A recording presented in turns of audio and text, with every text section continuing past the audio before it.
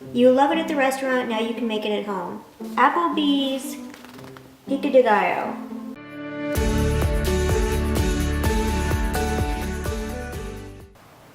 Hi everyone, Jody here. In today's video, I'm really excited to be in the kitchen. I'm going to be making Pico De Gallo out of this cookbook. This recipe book is CopyCat.com's Dining Out at Home cookbook. I've had this cookbook for several years, and it's one of many cookbooks sitting on my bookshelf that I haven't been really paying much attention to. So I figure it's summertime, and you like to go out to eat during summer. However, I like to stay in and eat to save money and also have more control over the quality of the ingredients I'm putting in the dishes, yet it'd still be fun to kind of have that takeout flavor.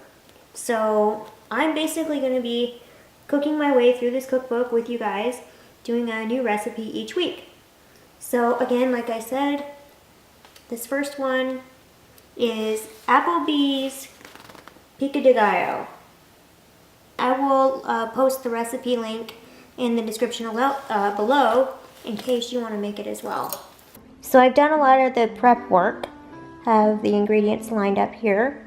The last thing I need to do is finish cutting the tomatoes, but I wanted to show you a technique when I looked up the proper way on how to dice a tomato on, you guessed it, YouTube.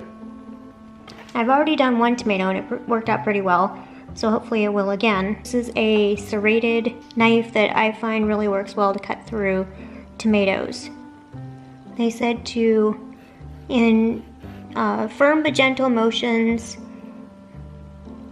cut into the tomato, but don't go all the way through. Just make slats. Now when I did this with the other tomato, I found at the end it kind of started to fall apart. So we'll see what happens this time. And then you turn it and you go the other way.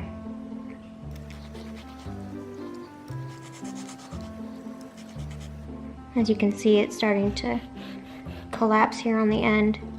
Let's see if I can get one more cut. And then you turn it on its side,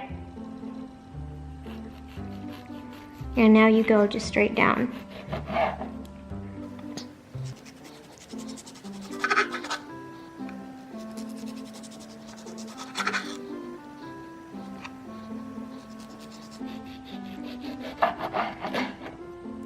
And this last piece, kind of just gotta cut traditional style.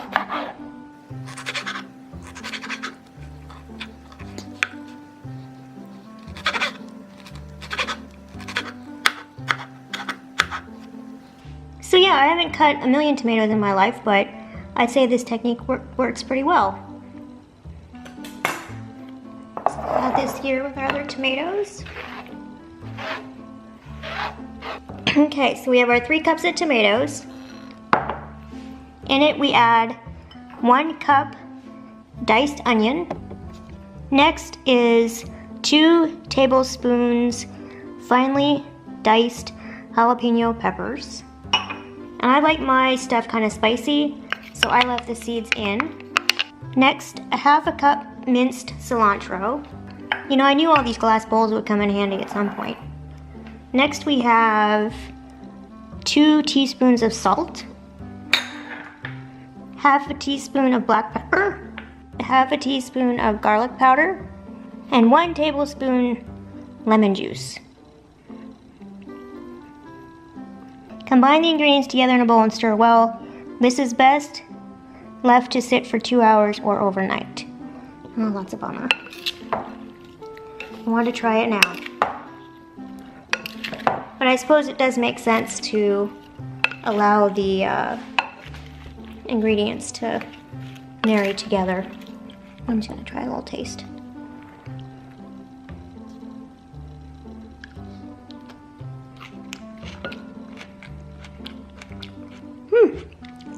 Tasty. It's got a good kick. Definitely a good call on the jalapeno. It is cilantro. Cilantro? cilantro-y. So yeah, there you go. Let's talk about what recipe we have coming up. Get this. Grilled chicken breasts, topped with honey mustard, which I have, homemade, bacon, and cheese. Seriously, how can you go wrong with chicken, bacon, honey mustard, and cheese? Yum! So, that's what we'll be having next week. So, thank you for watching this video. I hope you learned something maybe you didn't know, like my how to cut a tomato technique. It's an indulgence for me to be able to do these videos, these recipe videos in the kitchen. I've said before, and I'll say again, I really do enjoy being able to make things in our home, and I enjoy being able to create this content to share with you all. So if you like, please give me a thumbs up, subscribe for more, and we will continue cooking through this cookbook and many more to come. If you have suggestions for cookbooks or recipes, please feel free to tell me in the comments below. I love reading them, and I probably make them.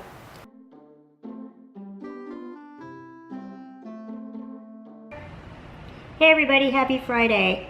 So it's the next day, and I thought I would give a little postscript on the pico that I made yesterday. They said it was best to let it sit for at least a couple hours or overnight for the flavors to gel. So I'm having it today for lunch. Oh yes, and some nacho chips and cheese, because really everything's better with cheese. Let's see here.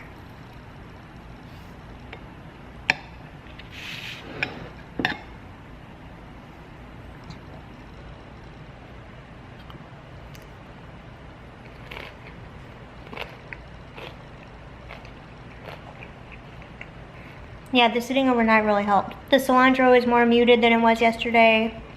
The onion is a little bit more muted. Still got the kick with the jalapeno though. Very tasty.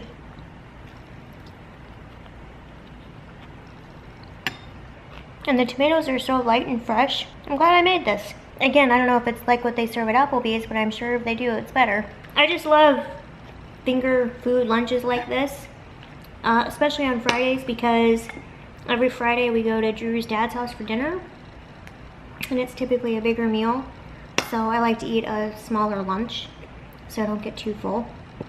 So I'm going to finish my lunch here, and again next week we're making a chicken, bacon, honey mustard, and cheese dish, which I think is like supposed to be from Outback.